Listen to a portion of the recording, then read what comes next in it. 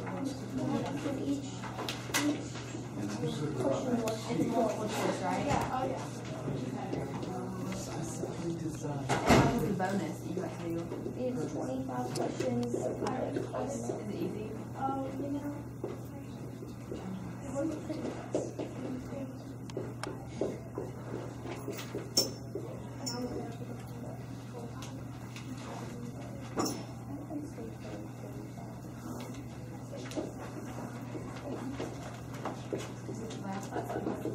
Yeah.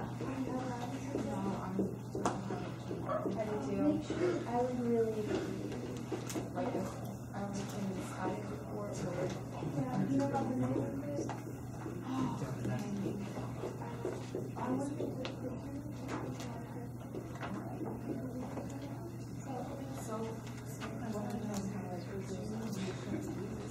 there's a management and then there's a book. Like movie.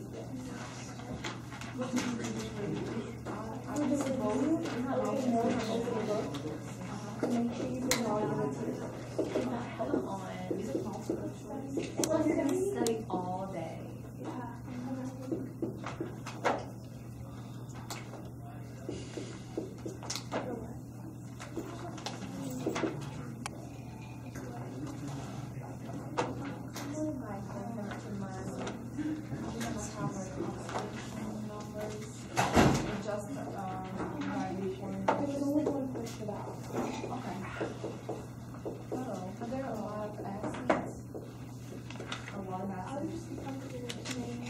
You know it's acids if there's an H in front of it, right? Yeah, we just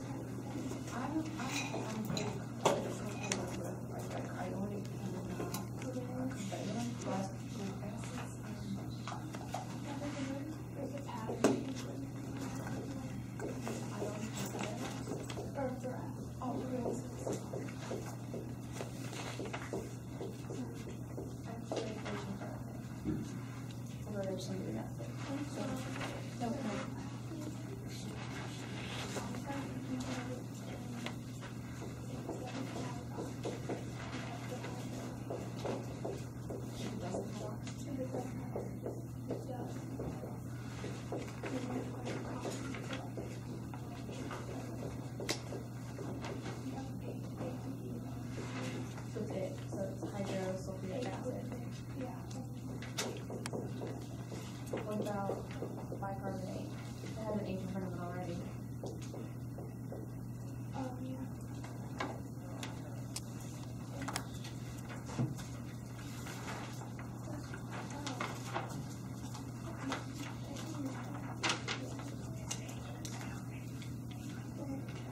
Whenever you're making it a hydrogen acid, how do you do that? It's just the hydrogen in front of the single element. So, fluoric acid, HCl, hydrofluoric acid, ketone, it goes hydroxyl.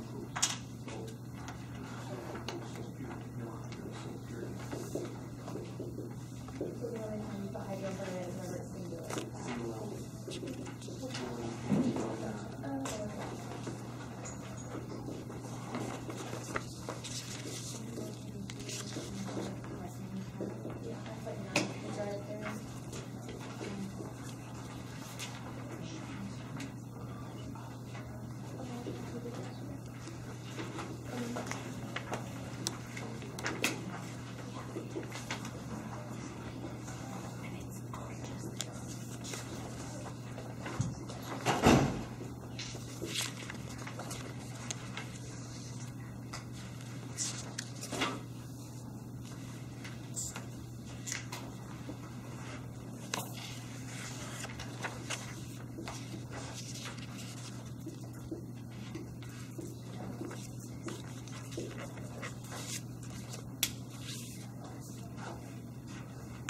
What's up here on the left board is a refined list of what you're going to have on exam 3, which is a week from today.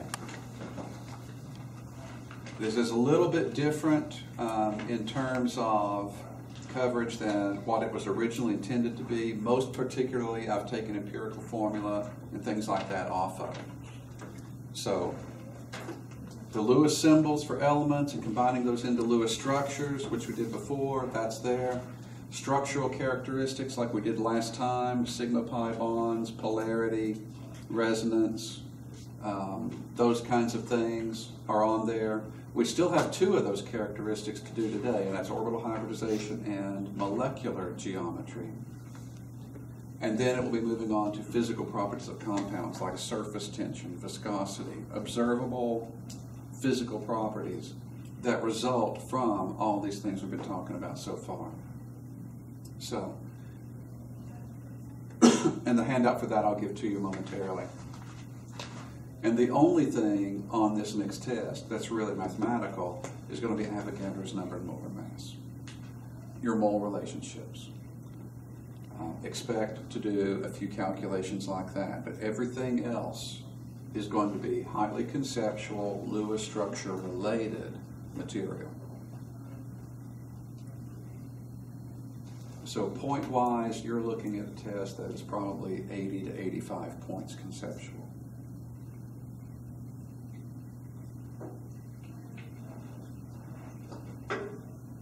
This is the closest thing to a non-mathematical chemistry test you will ever see, all right? So emphasize concepts this time around. What's up here is the same structures that we talked about last time. We're going to add on these last couple of properties and then we'll move on with the Chapter 12 material. Orbital hybridization is like sigma and pi bonding in the sense that it is much harder to define conceptually than it is to apply to the Lewis structure. Orbital hybridization has to do with your orbital types and how many orbitals you've got in each sublevel in terms of how many of those get incorporated into those number of regions of electrons. The very first characteristic we looked at was keying in on the central atom, looking at how many neighboring atoms were attached to that, and if there were lone pairs on the central atom. Because that determined the number of locations of electrons around the central atom. Well, if you've got electrons in 4 locations, then it takes 4 orbitals to hold those locations. And orbital hybridization is just a listing of that. Now, physically, structurally, it works kind of like this. I'm going to draw this up the way it would happen for beryllium chloride, where beryllium being on level 2, let's say that this is the nucleus,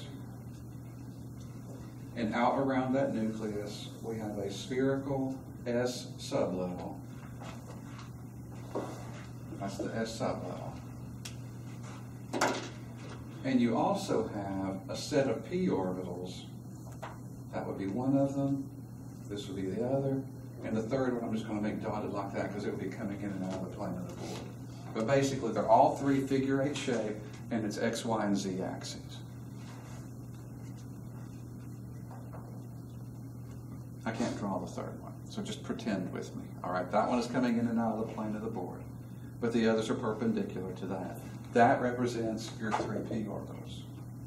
And that's the equipment that beryllium has to work with, because being only 2 energy levels thick, it doesn't have Ds. That's not possible. S and P is all you got. So when these 2 chlorines come in to bond with it, and we talked last time about the bond angles here being 180 degrees. When one chlorine comes in from this side to bond, and the other chlorine comes in from that side to bond, what you want to key in on is this region where they overlap. And look at it from the beryllium's point of view. Do those chlorine atoms make contact with beryllium's s orbital? Yes. Do they make contact with the p orbital that runs horizontally? Yes. Do they make contact with the p orbital that runs vertically? No.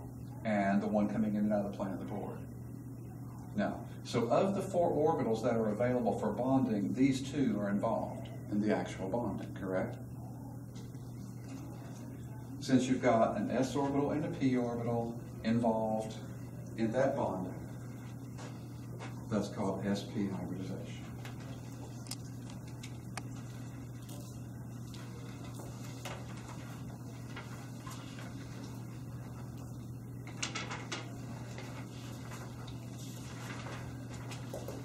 Now, if we had something like this, CCl2O, where around the carbon you've got 3 locations of electrons, that gives you a shape rather like this.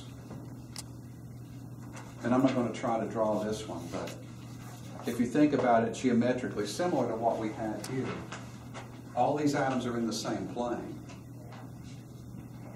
So if we did add another chlorine on here, something like this, and I know the angles would repel and be different, but the point is, the s orbital would be involved, the horizontal p orbital would be involved, the vertical p orbital would be involved, but the one that goes in and out of the plane would still not be, correct? And so the orbitals involved in that would be the s orbital and 2 of your p orbitals. Don't write that down, because that gets abbreviated like this.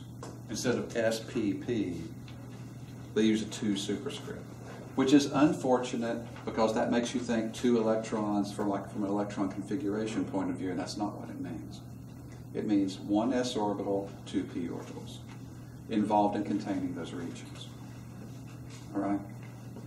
Now, you don't want to have to draw that kind of thing out to figure out hybridization. And I promise I will never ask you to draw something like that out. All right? If I can't draw it, it would not be fair of me to ask you to draw it.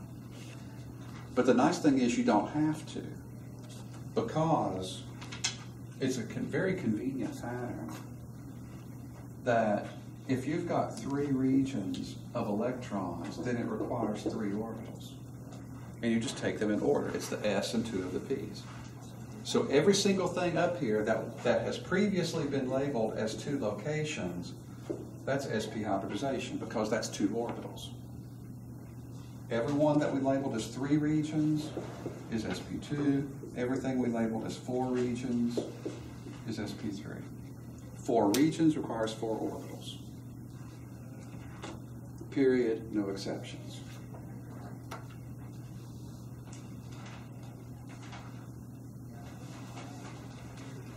And so if you think of it like this, even though it's not written like this, if you think of it like this, then that makes a very direct connection between your number of regions and your orbital hybridization. 4 regions requires 4 orbitals. You take them in sequence, sp, p, and p. Therefore, sp3. Question. Go ahead and label all those with their hybridizations. You've already got them labeled with their number of regions of electrons, so putting a hybridization to that shouldn't take long.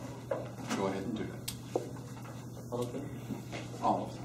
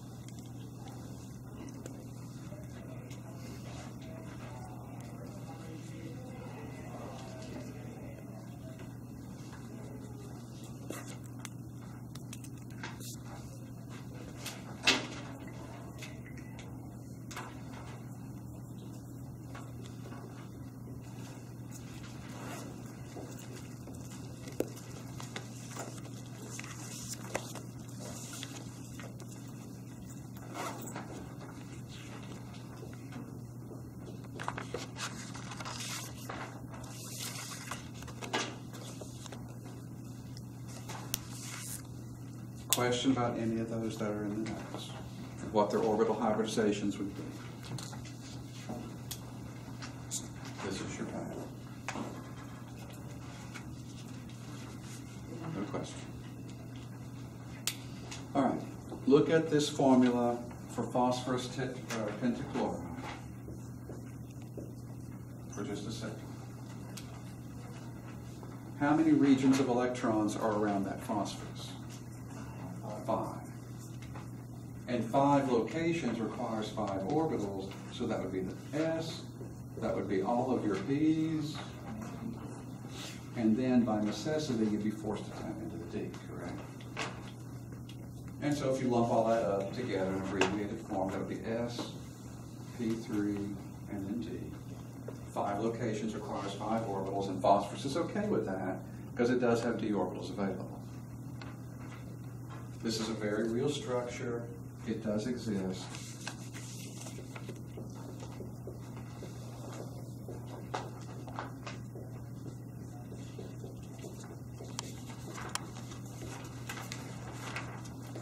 But this does not exist.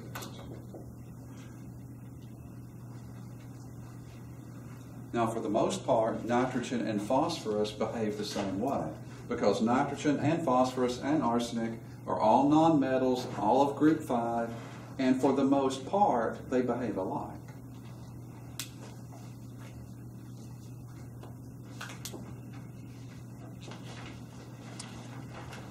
But this exists, and even arsenic pentachloride exists. But there's no such thing. Why? Nitrogen is 2 energy levels big. S&P is all it's got. It has no d orbitals, therefore that can't happen. Going beyond 4 regions requires d orbitals. And so those elements on row 2, boron, carbon, nitrogen, oxygen, fluorine, etc., they don't have d orbitals. They cannot go beyond 8. That's why in our octet thing, their absolute maximum was 8, whereas phosphorus could go beyond, and sulfur and so forth. It was those d orbitals that allowed them to go beyond 8, and it's those d orbitals that allow them to go beyond 4 regions. Go ahead. Can you explain that this one more time? The nitrogen thing? Mm-hmm. When you look at nitrogen on the periodic table, it's only on row 2. Which means in terms of electron configuration, it's got the first level, which is only S. It's got the second level, which is only S and P, which at the most is going to be 8 electrons and 4 orbitals. At the most. 8 electrons in 4 locations. It can't handle a 5th location because that would mean 10 electrons, not 8. But for phosphorus, which does, it's level 3, it has S, P, and D. It can go beyond 8 electrons. It can go beyond 4 locations.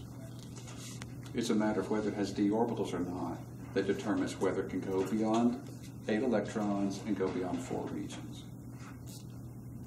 If it has d orbitals, then it can exceed those. If it doesn't have d orbitals, then it can't.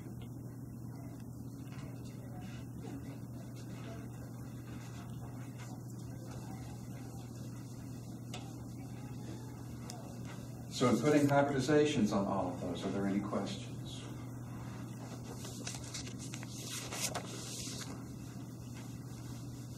It comes directly out of your number of regions of electrons. The other one then is molecular geometry.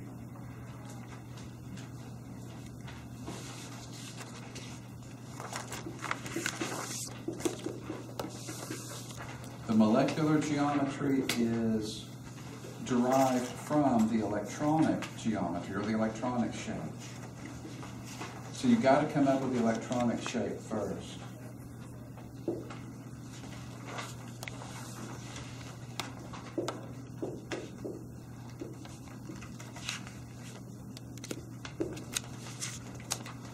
If the electronic shape is tetrahedral, that would be like this.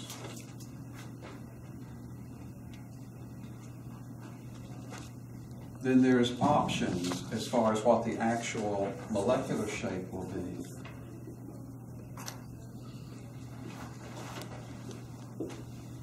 Based upon how many of these 4 locations are actually filled with an atom. If all 4 locations have an atom, then it's still tetrahedral.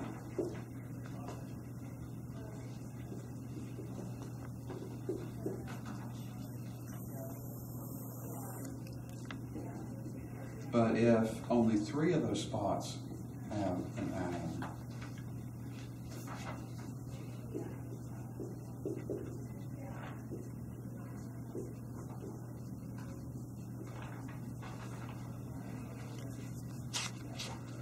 then it's going to look like this.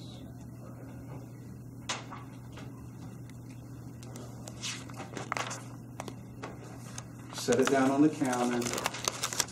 Notice that it is not planar. The central atom is not in the same plane as the others. It's kind of a pyramid shape. The central atom is kind of elevated above your triangle, correct? Technically, it's that the perimeter atoms are repelled down and away from the central atom because even though there's no atom at the top, there's still electrons at the top. You've got this lone pair, which still gives repulsions, but it gives you a variation on tetrahedral that's called trigonal pyramid. It's a triangular-based pyramid. Don't confuse that with trigonal planar.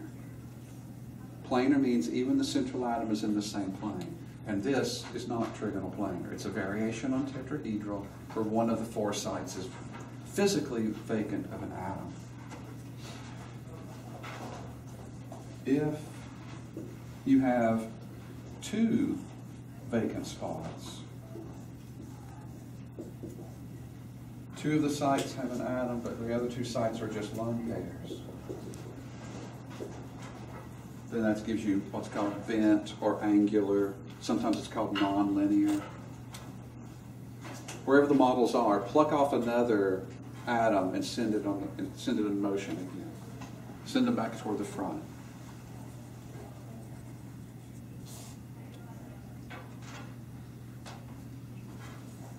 And notice with 2 atoms on there, those 2 atoms that remain are not linear in alignment. And the reason they're not linear is because those other 2 sites still have electrons. When you look at the shape of the molecule, actual molecular shape, you don't see those electrons, but you do see the effect of those electrons. And it's because there's 4 regions of electrons that gives it a tetrahedral backbone, and all of these are variations on that tetrahedral backbone.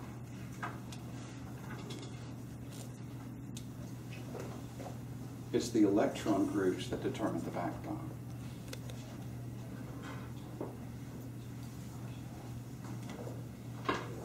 If there's 3 locations, then the electronic shape is trigonal planar.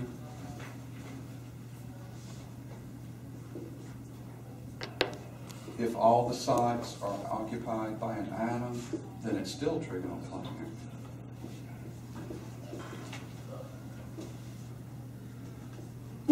But if it's 2 sites,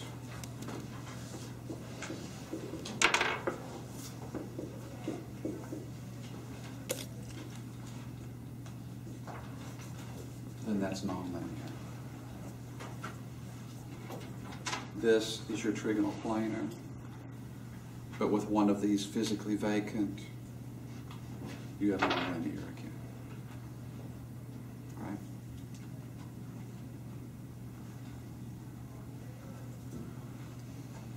Question.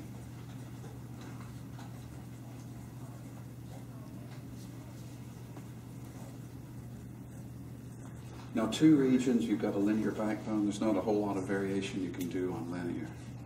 You pluck one off and there's very little left, so that's basically linear. And the ones that go beyond 4, where you've got 5 and 6 regions in the notes, don't worry about those. I've listed those in there. They are good for you to look at. Go take that list, look at the pictures in the book. It will help you to be able to visualize what 5 and 6 regions look like. But what you're going to be tested over is 2, 3, and 4 locations. I'm not going to test you over 5 and 6 in terms of what the shapes are and things like that. Now, I might ask you hybridization because we just did that. But I'm not going to ask you about shapes on things that are 5 and 6 regions. The vast majority of what's out there and that what is relevant is 2, 3, and 4 regions. Are there ever more than 6 locations? In very rare cases, if you've got a very large central atom, like uranium, and you've got very small perimeter atoms like fluorine or something, I've seen up to 9. But even by then, it's extremely crowded, trying to fit them around. But those are very rare.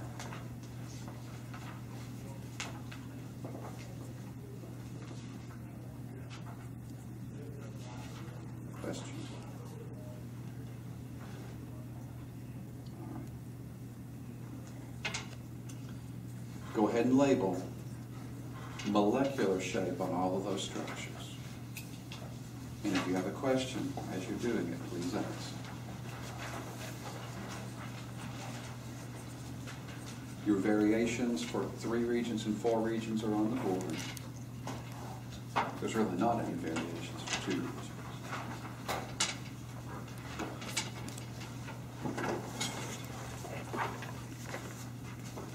On my notes, it says angular instead of bent. Yeah, I mean, some books use angular, some use bent, and some use nonlinear. It's all the same.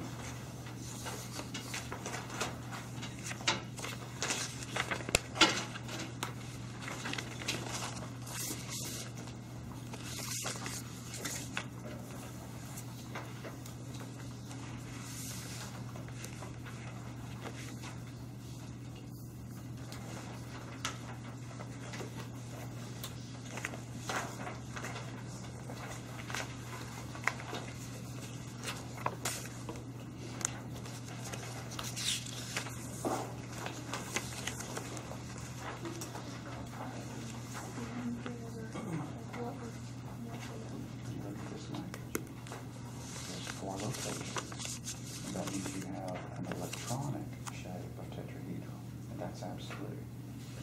But then when you look at those 4 locations, only 3 of the 4 actually have an atom. And so what you'd be looking at there then, the variation of tetrahedral, where you've got 3 atoms in 1 lone pair, that would be the trigonal pyramid. So one that's in black letters is what you're saying? One that does not have an atom on it. You've got electrons to chlorine, to chlorine, to chlorine, and to nobody. Oh, So this is your lone pair, meaning it belongs to 1 atom alone, it's not shared.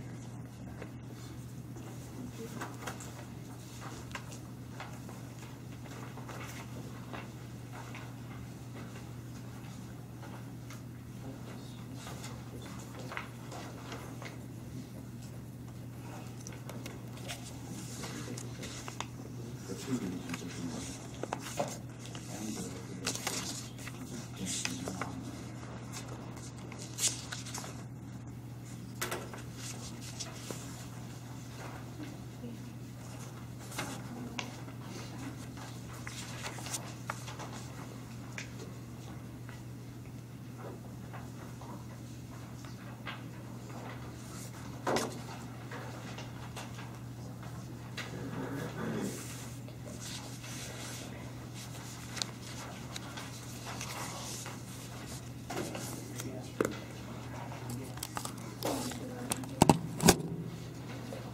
It's diatomic though, you did good.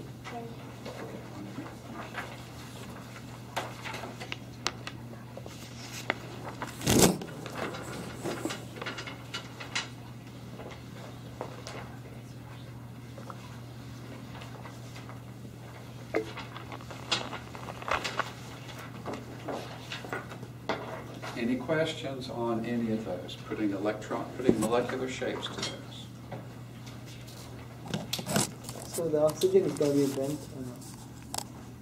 For which one? for the oxygen, water, H2O. H2O, that's going to be bent, correct. So even though I've got it drawn here, and really that was just to squish it in so I could fit all these in 2 boards, it really looks more like this. But very often when you start out to draw these shapes, you don't know what they're going to look like ahead of time.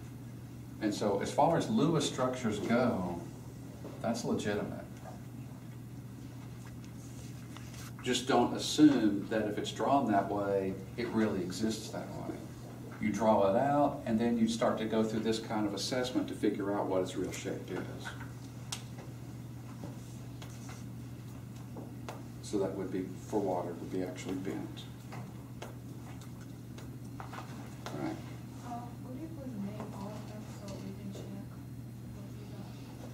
This one would be trigonal pyramid.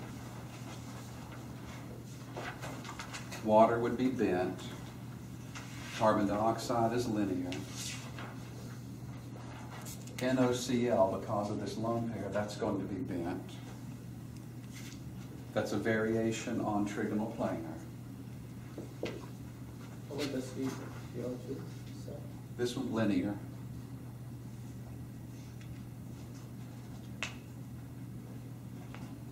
If there's no lone pairs on the central atom, then the electronic shape and the molecular shape will be the same thing. It's only lone pairs on the central atom that puts you into these variations. So since there's no lone pairs on this carbon, it's electronically linear and molecular linear. But this one's going to be a variation. It's going to be trigonal planar as far as electrons go, but bent as far as the atoms. This HCN will be linear, BOCl will be linear, CCl2O will be trigonal planar, NO2 positive will be linear, the perchlorate ion is tetrahedral, sulfur trioxide is trigonal planar, SO2, Cl2 is tetrahedral, and the beryllium chloride is linear. Go ahead. I just wanted to say, on your perchlorate, it looks like carbon. It looks like what? It looks like it's carbon that's there on your perchlorate. Oh, you're right. Thank you. Thank you. I saw that.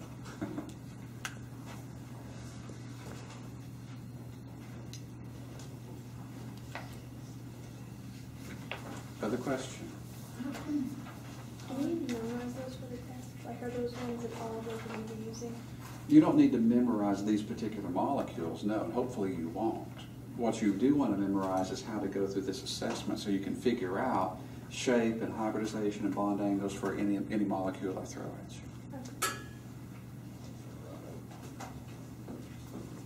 If I give you any of the exact same ones that are from the board, it will be an accident. All right? You should be able to figure it out on similar structures, and so I will give you similar structures. Yes?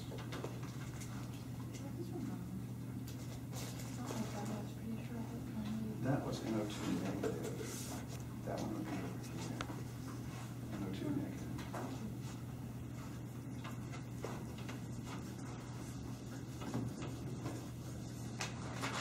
All right, on to the handout I just gave you.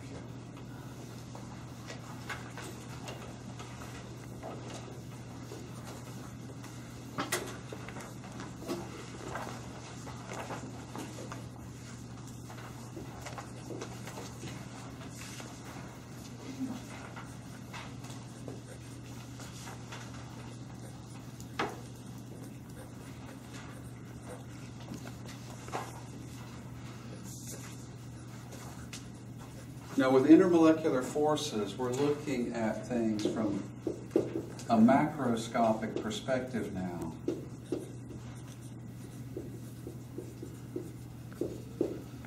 Because we're not just looking at the inside of the molecule, we're looking at how one molecule associates with its neighboring molecules. So how they behave as a group. And as with the drawing at the top of the page, you've got 3 water molecules drawn up there. And if you pick any one of those water molecules, it's very obvious which hydrogens that oxygen is covalently bonded to, correct? Water's a covalent compound. Covalent